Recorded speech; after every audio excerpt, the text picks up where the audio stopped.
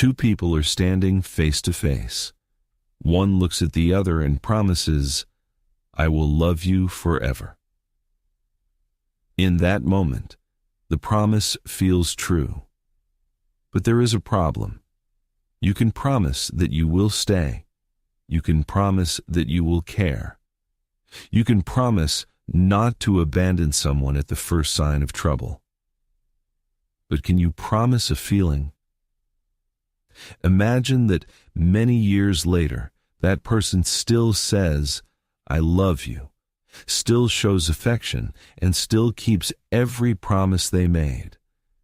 Except that, deep down, they no longer feel the same. Is that still love? Is it commitment? Is it respect? Or is it merely the performance of a feeling that no longer exists? Nietzsche wrote about this possibility, and from it came a much repeated interpretation that for him, love does not exist, and every marriage eventually becomes an act. But is that really what he said? And if it is not, what remains when we place love under suspicion? Because Nietzsche was not the only one who was skeptical. Other philosophers and psychologists have asked whether we love the person or the image we create of them, whether we want what is good for the other person or the feeling they give us, whether love is care, desire, possession, need, reproduction, or fear of being alone. And contemporary science has added an even greater complication. It has found idealization, self-interest, and changes in feeling. But it has also found people who remain in love after decades. So perhaps the question is not simply whether love exists. Perhaps the question is, what are we calling love? When someone says that the love is gone, it can mean many things. It can mean that the person no longer feels the euphoria of the beginning. It can mean that desire has diminished. It can mean that intimacy is gone. It can mean that the care is gone. Or it can simply mean that the relationship no longer feels new. The problem is that we use the same word for different experiences. At the beginning of a relationship, the person occupies almost all our attention. One message changes the whole day. One date feels larger than everything else. Flaws lose their importance. Small qualities shine. This is what we usually call passion or infatuation. But there is also attachment, the sense of safety, closeness, and familiarity built over time. There is commitment, the decision to sustain a relationship even when the emotional state changes. There is care, paying attention to the other person's well-being and acting accordingly. And there is romantic love, which can combine attraction, intimacy, desire, admiration, and the sense that this person holds a unique place. These things can go together, but they do not have to change at the same pace. A person can lose some of the euphoria and still desire their partner. They can feel attachment without passion. They can honor a commitment without feeling affection, and they can feel affection without wanting to remain in that relationship. That is why saying love does not exist is far too broad. Which love does not exist? Eternal passion, completely selfless care, choosing someone without any influence from childhood, a perfect view of a person free of projection or fantasy. If we demand all of these things at once, perhaps we have defined love in a way no human being can live. But that still does not prove that every bond is false. It only proves that we need to separate the questions before answering them. In Human, All Too Human, Nietzsche presents a simple and uncomfortable distinction. People can promise actions. They cannot promise feelings. That is because an action can, to some extent, be governed. You can get up and go somewhere even when you do not feel like it. You can call someone even when you are tired. You can care for someone who is sick even on a day when you feel no tenderness. But no one can decide, by command, what they will feel 20 years from now. Imagine trying to do that right now. Choose someone for whom you feel nothing and command yourself, from this moment on, I am in love. It does not work. The opposite command does not work either. Starting tomorrow, I will feel nothing at all. Feelings can change because of events, life together, distance, disappointment, or time. But they do not obey like an employee receiving an assignment. It is in this context that Nietzsche speaks of the possibility that the feeling may end while the person continues the loving actions. In this way, they would preserve what Nietzsche describes as the continuation of the appearance of love. That expression is powerful. It makes every later gesture seem false. But that is not what the text says. Nietzsche does not claim that the feeling always ends. He does not claim that every marriage becomes a lie, and he is not speaking only about marriage. The argument applies to any promise of emotional permanence. What he says is more precise. If the feeling changes, the promise can guarantee conduct, but it cannot force the feeling to continue to exist. Now an ambiguity appears that the text itself does not resolve. A person keeps bringing their partner coffee, asking how their day went, and offering support. They may do it to deceive. They may do it because they are afraid to admit that they have changed. They may simply be playing a role.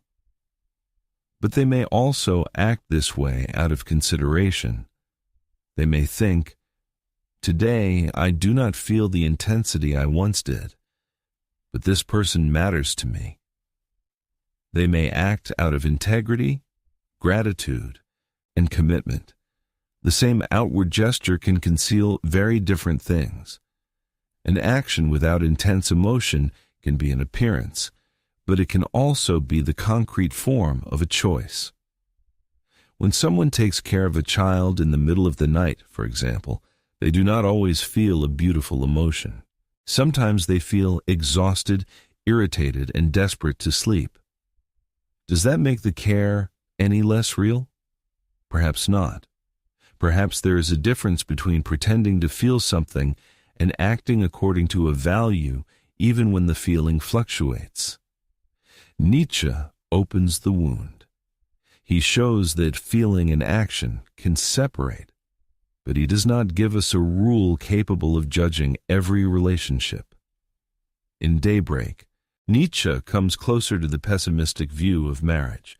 He observes that marriage helped sustain a belief that love, even as a passion, could last for an entire lifetime. But experience, according to him, disproves this belief with enormous frequency, almost as a rule. Almost as a rule does not mean always, but the criticism remains severe. When a society demands that passion remain unchanged, people may begin to hide what they feel.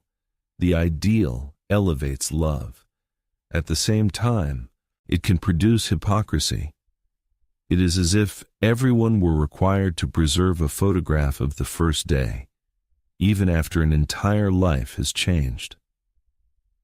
Nietzsche is also wary of lifelong decisions made at the height of infatuation.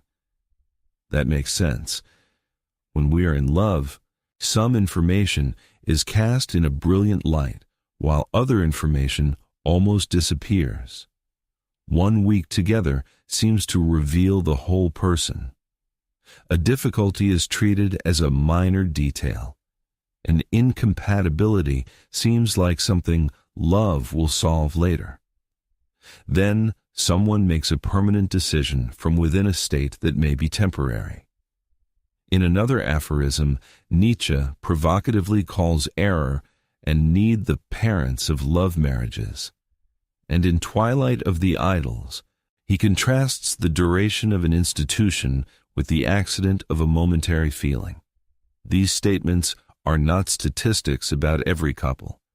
They are attacks on the idea of building an entire life upon a single emotional state.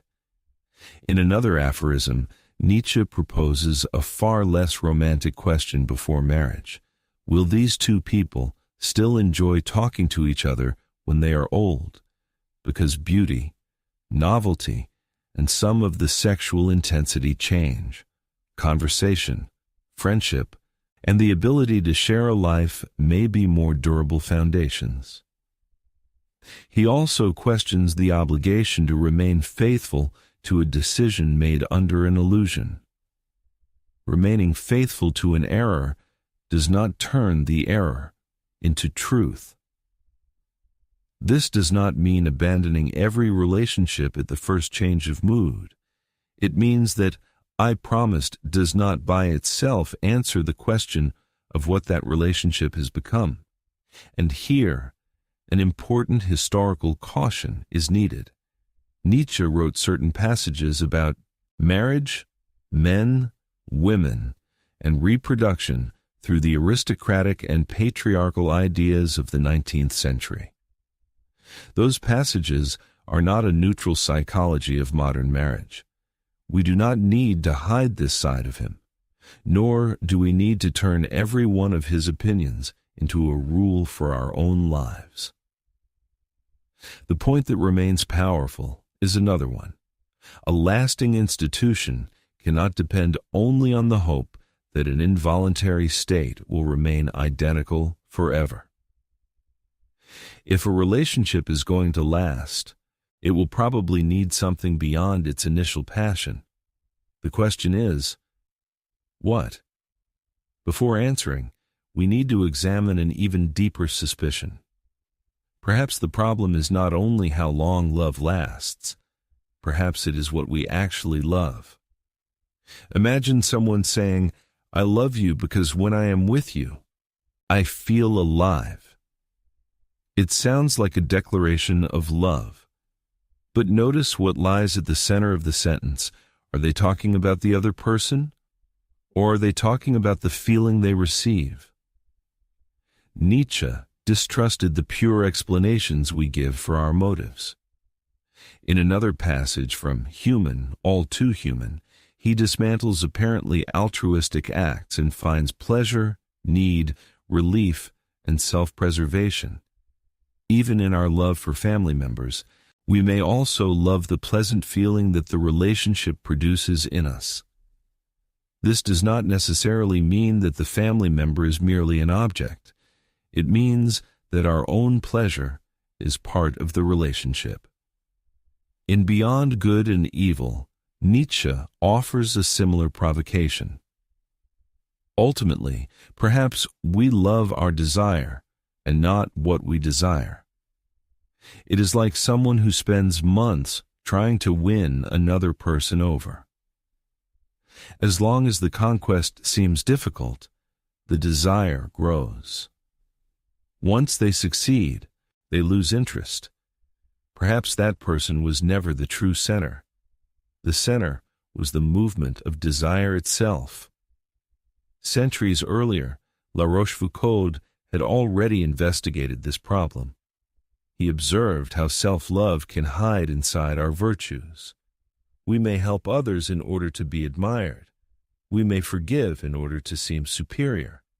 We may offer care in order to make someone dependent on us. And we may do all of this while sincerely believing that we act only out of love. For La Rochefoucauld, we do not always know the motives that move us, but he does not offer the easy conclusion that true love is impossible either. In some of his maxims, he treats pure love as something that, if it exists, is rare and difficult to recognize. That is a more uncomfortable position than denial. If someone says love does not exist, the investigation ends. If someone says, perhaps it exists, but you may not even know your own motives, the investigation turns inward again. Why do you like being needed? Why do some displays of affection need to be acknowledged? Why does a favor later become a debt to be collected? Why do some people feel betrayed when the other person grows and no longer depends on them? Love can contain care and at the same time, a desire to feel important. It can contain generosity and fear of abandonment. It can want what is good for the other person and also want something in return. Human motives almost never come separated into neat boxes. Finding self-interest does not prove that all care is false. A mother may care because she loves, because caring is part of who she is, and because caring also brings relief. All three things can be true at the same time. The mistake is to treat any benefit to the person who loves as proof that the other person does not matter. A mixed motive is not automatically a false motive, but it prevents us from presenting ourselves as completely pure. At the beginning of an infatuation, small details look like signs of perfection. A certain way of smiling becomes proof of sensitivity. A silence becomes depth. A coincidence becomes destiny. What we do not know about the person is filled in by imagination. Stendhal called this process crystallization. He uses the image of an ordinary branch left in a salt mine. When the branch returns, it is covered in crystals. We can barely see the original wood anymore. We see the brilliance that has grown over it. In love, the mind would do something similar. It discovers real qualities, but it also adds perfections, hopes, and promises. The person we love does not have to be entirely invented. The problem is that they begin to carry things that were born inside the person who loves them. Nietzsche also wrote in The Antichrist that in a state of love, a human being sees things differently from the way they are. The statement is authentic, but its context was not a study of couples. He was criticizing religious states in which faith, hope, and love transform perception. Connecting this passage to romantic idealization is possible, but it is an application of the text, not Nietzsche's scientific theory of relationships. Freud approaches this question by another route. For him, we do not choose someone only for the qualities present before us. Our childhood takes part in the choice. Our experience with those who cared for us takes part. Our unmet needs take part. And so does the image of the person we would like to be. Sometimes we seek someone who offers a familiar form of care. Sometimes we seek what we feel we have lost. Sometimes we love in another person an ideal version of ourselves. In infatuation, according to Freud, the person we love may take the place of our ideal. They are spared criticism. Their flaws are explained away. Their qualities are magnified. Judgment does not disappear completely, but it becomes tilted. This helps explain why love can offer such intense happiness, and also why it makes us so vulnerable. The more we place our happiness, our worth, and our future in one person, the more there is to lose. But Freud does not simply say that all love is false, or that every human bond is nothing but sex. He distinguishes sexual desire, tenderness, and bonds that take other forms. The central point is that no one enters a relationship as a blank slate. We love with a history, we love with memories we sometimes cannot even put into words. We love through an image of the other person. So, loving someone as they are cannot mean seeing them without any filter. That would be impossible. Perhaps it means something more human, remaining curious when reality does not match the fantasy. correcting the image when the person reveals who they are, accepting that the other person does not exist merely to confirm what we imagined. Genuine love may not be perfect vision. It may be the willingness to revise what we think we see. There is a phrase that sounds romantic. I want you all to myself. Depending on the context, it can sound like desire, but it can also sound like ownership.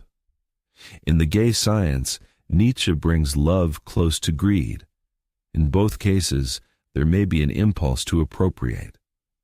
In sexual love, we want access to a person's body, attention, and intimacy, and we generally want other suitors to be excluded. It is not enough to be loved. We want to occupy a place no one else can occupy. This helps explain why love can walk so close to jealousy.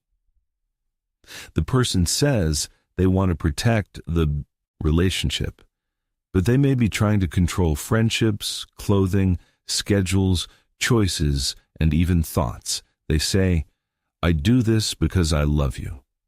But the word love may be hiding fear and possession. Nietzsche goes so far as to call this kind of love a candid expression of egoism. It is a harsh criticism, but the same text offers a way out that almost always disappears when someone reduces his philosophy to a pessimistic slogan. Nietzsche imagines a rare form of relationship in which two people stop trying to possess one another. Instead, they begin to desire together something that stands above them both. A project, a way of life, a creation, an ideal that neither possesses alone. The name of that relationship for him would be friendship. This changes the meaning of the criticism. Nietzsche is not simply saying that all love is egoism. He is contrasting two forms of connection. In one, the other person is surrounded and confined. In the other person remains someone with whom one can walk.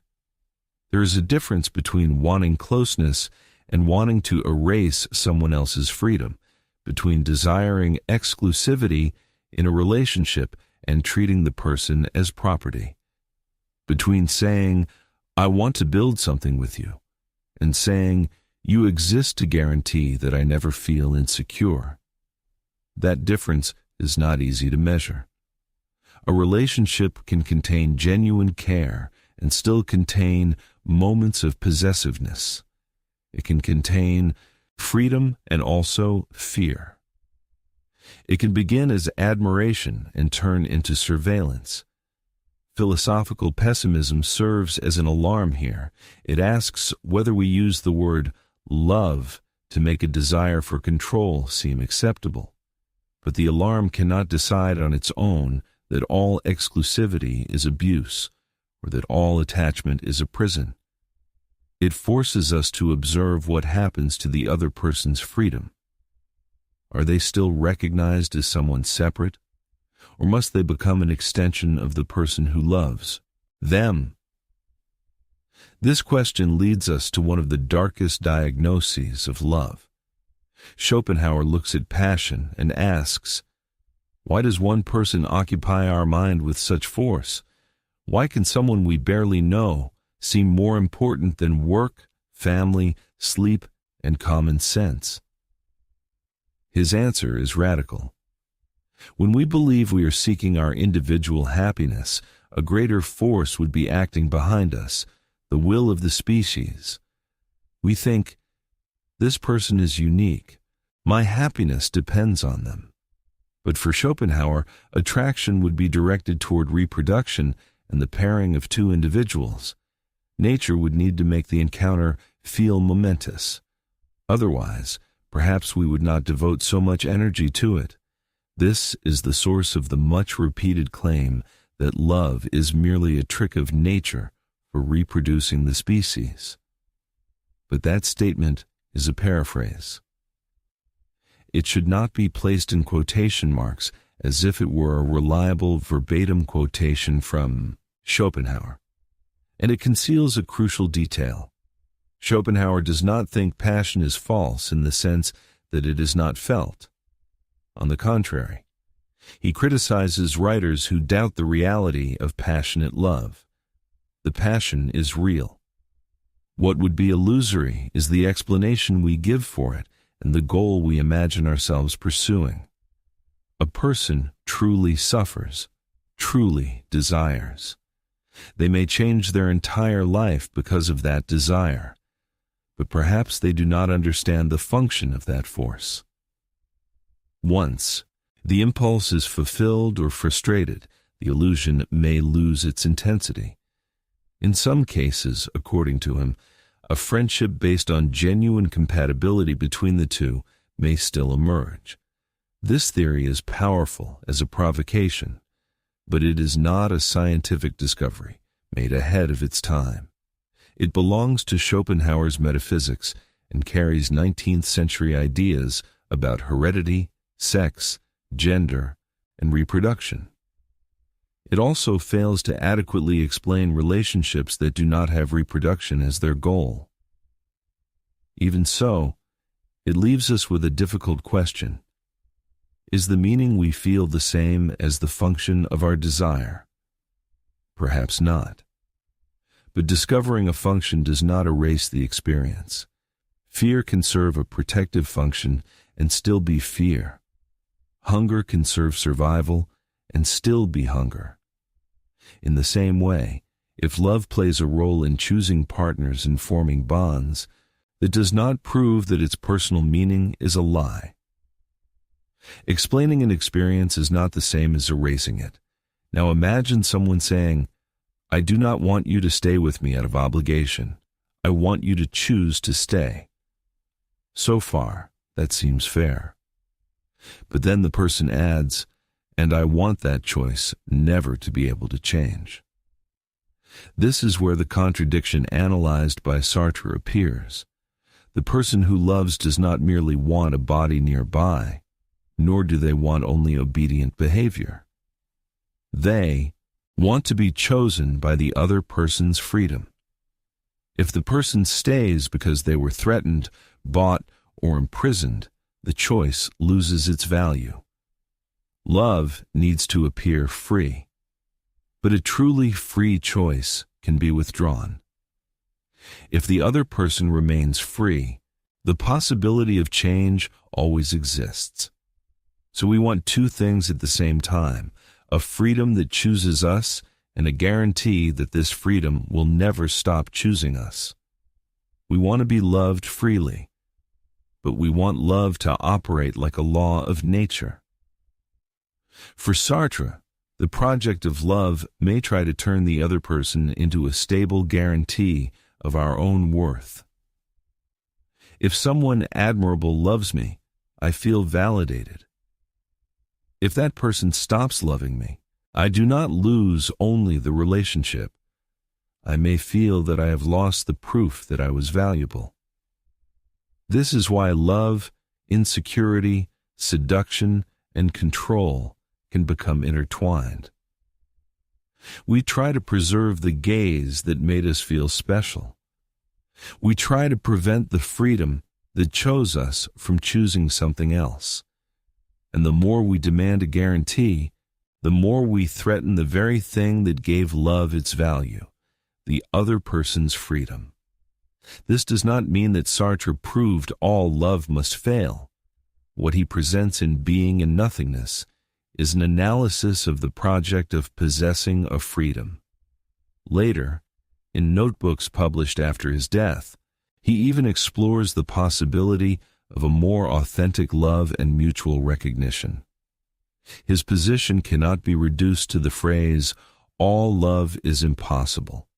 The safest diagnosis is this: love fails when it demands that another person be both free and incapable of changing. A relationship needs trust in order to exist, but no amount of trust turns a person into property. Loving someone who is free means accepting something frightening. The bond has value precisely because it might not exist.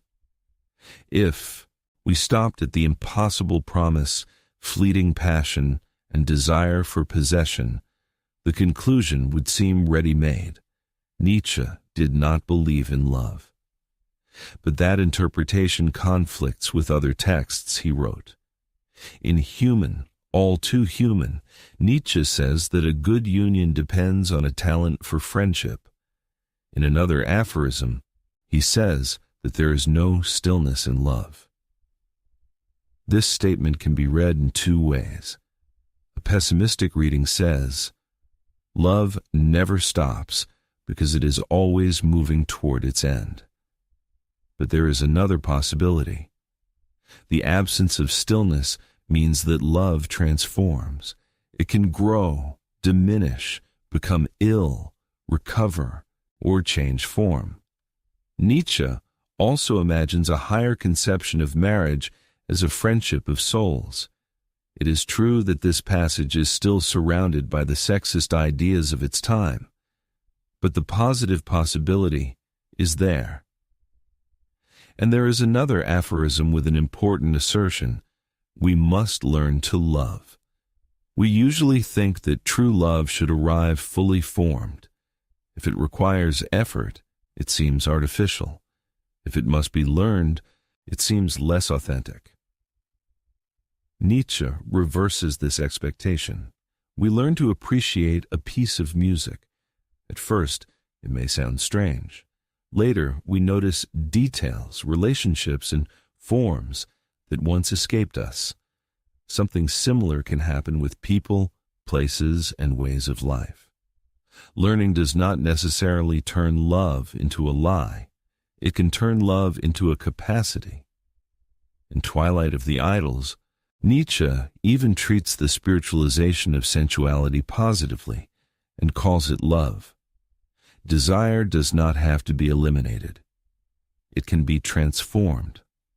There is also a private note from 1875 in which he considers the possibility that a lasting affection may be hidden by habit and reappear when threatened. This does not carry the same weight as a published work. It is a notebook fragment, but it shows that Nietzsche could distinguish a lack of conscious intensity from the complete disappearance of a bond. Perhaps two people do not feel the presence of love every day.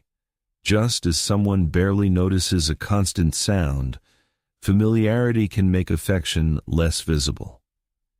When the possibility of loss appears, it returns to consciousness. None of this turns Nietzsche into a defender of traditional romantic love. He remains suspicious of purity, eternity, possession, and self-deception. But there is an enormous difference between saying love is difficult, mixed, and changeable, and saying love does not exist. The first diagnosis is supported by the texts. The second is a caricature. Now we can ask another question. When philosophy has finished being suspicious, what can psychology observe? There is a modern temptation to replace a philosophical simplification with a scientific one. People once said, love is an illusion. Now they say, love is dopamine. Both statements seem to explain everything, and both explain very little.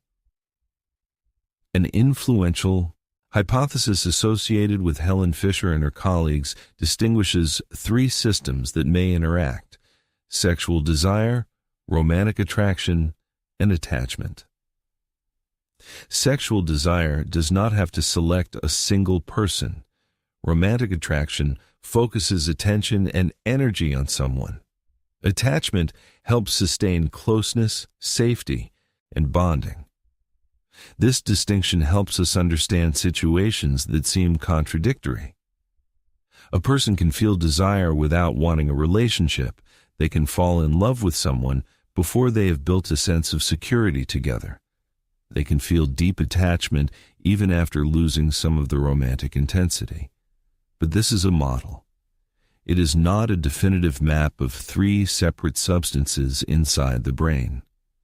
Love continues to be studied through different approaches whose definitions do not always agree.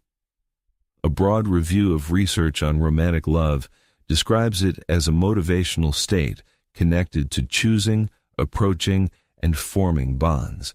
It also acknowledges many gaps. There is no universal duration. The state can last for months, years, and in some cases, decades. In a well-known neuroimaging study, 17 people in recent relationships looked at photographs of the people they loved. The researchers found activity associated with reward and motivation regions. This is consistent with the intense focus of infatuation. But it does not demonstrate that love is merely a molecule. The brain participates in everything we experience. Finding brain activity while a person is in love is exactly what we should expect. It would be no different from observing the brain during fear, remembering, or reading and concluding that fear, memory, and language are not real. We must also remember that this study had a small sample and showed an association, not a single cause. A brain image does not reveal whether a relationship is just. It does not show whether respect exists. It does not distinguish true love from false love. It shows one part of the mechanism, and a mechanism is not the whole meaning. If passion changes and the infatuated brain responds to novelty, it seems natural to conclude that romantic love always disappears, but the data do not allow that certainty. An analysis that brought together 25 studies distinguished romantic love from obsessive love. Obsessive love involves anxiety, a constant need for reassurance, and difficulty thinking about anything else. Romantic love can maintain intensity and attraction without requiring this state of urgency. The result was important. In long-term relationships, romantic love without obsession can continue to exist and is strongly related to satisfaction. In another study, researchers examined 17 people who had been married for an average of more than 21 years and said they were still intensely in love. When they saw an image of their partner, they showed patterns connected to reward and attachment. This refutes the claim of impossibility. It does not prove that most couples remain this way. The participants were selected precisely because they reported intense love. The sample was small, and brain activity does not provide a certificate of authenticity. Even so, there is a difference between saying it is rare and saying it is impossible. The study shows that some people can maintain a form of romantic love for decades. The scientific verdict, then, is less dramatic. The obsession and initial intensity usually change. In some relationships, romantic love persists in a less anxious form. In others, it transforms mainly into attachment, friendship, or commitment. And in still others, it truly disappears. Science has proven neither the inevitable death of passion nor eternal love. It has found different trajectories. But if we idealize, does that not mean we love an imaginary person? Research with couples has found what Stendhal and Freud had already suspected. We see our partner through perceived qualities, expectations, and the image of the person we would like them to be. Positive idealization has even been associated with greater satisfaction. That seems strange. A small degree of generosity and perception may protect the relationship. Your partner forgets something, and you do not immediately conclude that they are selfish. They fail, and you interpret the failure within a broader picture. But idealization is not the same as complete blindness. An analysis of 98 studies found two things at the same time. people showed a positive bias, but their perceptions also tracked real characteristics of their partners. Reality and construction coexist. You can recognize that someone is impatient and still see them more generously. You can know their real flaws and place greater value on their strengths. Love does not require perception to be neutral. In fact, no one perceives anyone else with complete neutrality. But there is a difference between an image that corrects itself and a fantasy that must deny every fact. When every criticism is treated as an attack, every incompatibility is erased, and the real person must obey the character someone has created. Idealization becomes a prison. Loving someone as they are may mean never stopping the adjustment of our image in response to reality, not seeing without filters, but allowing the other person to contradict the filter. A large analysis of relationship studies found an average tendency for satisfaction to decline during the early years, followed by more complex changes over the course of life. This confirms that the beginning does not remain intact, but satisfaction is not synonymous with love, nor is it synonymous with desire, attachment, or commitment. A relationship can go through a period of low satisfaction and still contain care. It can be stable and contain no affection. It can contain passion and be destructive. These words cannot be interchanged as if they measured the same thing. Another body of research, known as the investment model, helps explain why people stay. Commitment tends to involve three factors: how satisfying the relationship is, what alternatives the person believes they have, and how much has already been invested. An investment may be time, history, projects, a home, friendships, children, identity, and everything that would be lost if the relationship ended. This means that someone may stay because of love. They may stay because of fear. They may stay because they have built a shared life. They may stay because they see no alternative. And they may stay for a mixture of all these reasons. Staying does not prove love. Leaving does not prove that love never existed either. This is where we return to Nietzsche.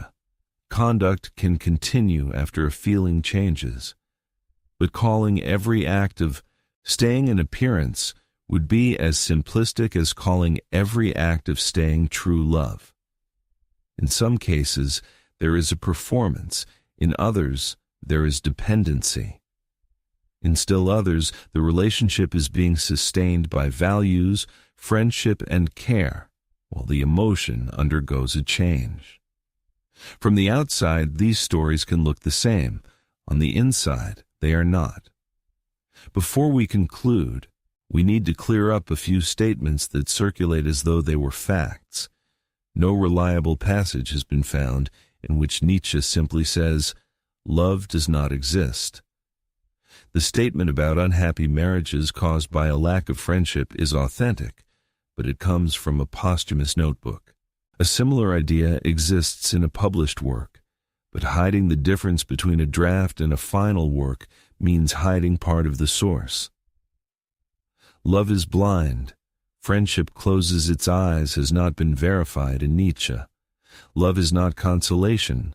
It is light, is associated with Simone Weil, not with him.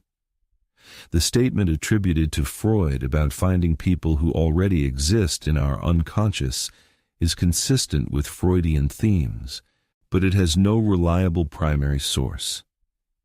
Sartre did not write that love is a useless passion. He wrote about the human being as a useless passion within a much broader argument, and hell is other people does not mean that every relationship is hell. These corrections are not minor details. A false quotation can turn a complex thinker into a character created by the internet. We must also respect the limits of science. Many studies use questionnaires, Western samples, and people with similar backgrounds. Many brain studies have few participants. Finding an average trend does not allow us to predict the fate of every couple, and no device can decide whether a love is morally genuine. It does not measure justice, respect, or recognition of freedom. Philosophy and psychology can reveal mechanisms, contradictions, tendencies, and forms of self-deception. They cannot look at a specific relationship and issue a seal declaring true love or false love. This limitation is not a defeat. It prevents a human question from being closed by a slogan or an image of the brain. Now, we can return to the promise at the beginning. One person said, "I will love you forever." Nietzsche would answer that no one can command the duration of a feeling. Stendhal would ask how much of that person is covered by the crystals of imagination. La Rochefoucauld would ask what interests are hidden inside the declaration. Schopenhauer would ask what force speaks through passion. Freud would look for childhood, unmet needs, and the ideal placed in the person we love. Sartre would reveal the contradiction of wanting a freedom that chooses us and can never change. And psychology would answer that passion, attachment, satisfaction, and commitment do not necessarily follow the same path. After all of this, love appears less pure, less transparent, less certain, but not necessarily less real. A cause does not turn an experience into a lie. A benefit to the person who loves does not automatically erase care. An imperfect image of another person does not amount to total invention. Changing is not the same as never having existed. And acting with love without feeling the same intensity every day can be a performance, but it can also be character. Perhaps the great mistake lies in the definition. We call true love a feeling that is supposed to arrive fully formed, see perfectly, contain no self-interest, never want to possess, never change, and remain intense until death. Then we discover that no human being can meet all these demands, and we conclude that love does not exist. Perhaps what does not exist is this love without a body, without a history, without fear, and without contradiction. Human love is more unstable. It can become ill. It can disappear. It can become possession. It can sustain a lie. But it can also learn. It can correct a projection. It can transform desire into friendship without eliminating desire. It can recognize that the other person is not property, and it can continue, not because time has stopped, but because two people have changed without ceasing to find each other. At the beginning, the promise seemed to mean, I guarantee that I will always feel exactly what I feel today.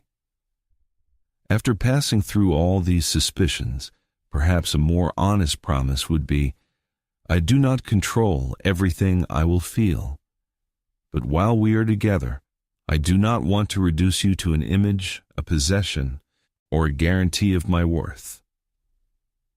Pessimistic philosophy does not demonstrate that no one loves.